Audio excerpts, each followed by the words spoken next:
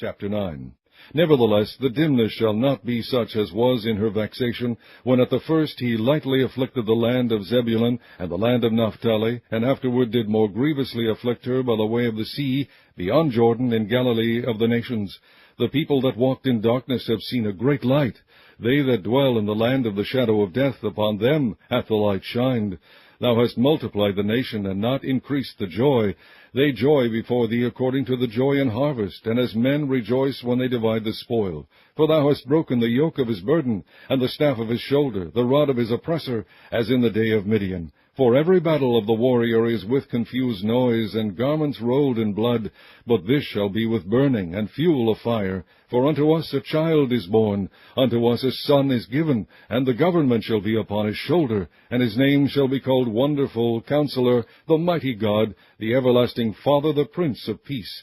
Of the increase of his government and peace there shall be no end, upon the throne of David and upon his kingdom, to order it, and to establish it with judgment and with justice from henceforth, even forever. The zeal of the Lord of hosts will perform this. The Lord sent a word into Jacob, and it hath lighted upon Israel. And all the people shall know, even Ephraim and the inhabitant of Samaria, that say, in the pride and stoutness of heart, the bricks are fallen down, but we will build with hewn stones. The sycamores are cut down, but we will change them into cedars. Therefore the Lord shall set up the adversaries of Rezin against him, and join his enemies together. The Syrians before, and the Philistines behind, and they shall devour Israel with open mouth.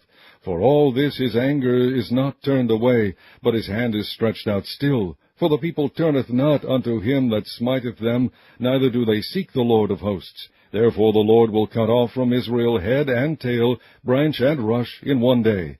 The ancient and honorable, he is the head, and the prophet that teacheth lies, he is the tail. For the leaders of this people cause them to err, and they that are led of them are destroyed. Therefore the Lord shall have no joy in their young men, neither shall have mercy on their fatherless and widows. For every one is an hypocrite and an evildoer, and every mouth speaketh folly. For all this his anger is not turned away, but his hand is stretched out still. For wickedness burneth as the fire, it shall devour the briers and thorns, and shall kindle in the thickets of the forest, and they shall mount up like the lifting up of smoke. Through the wrath of the Lord of hosts is the land darkened, and the people shall be as the fuel of the fire. No man shall spare his brother.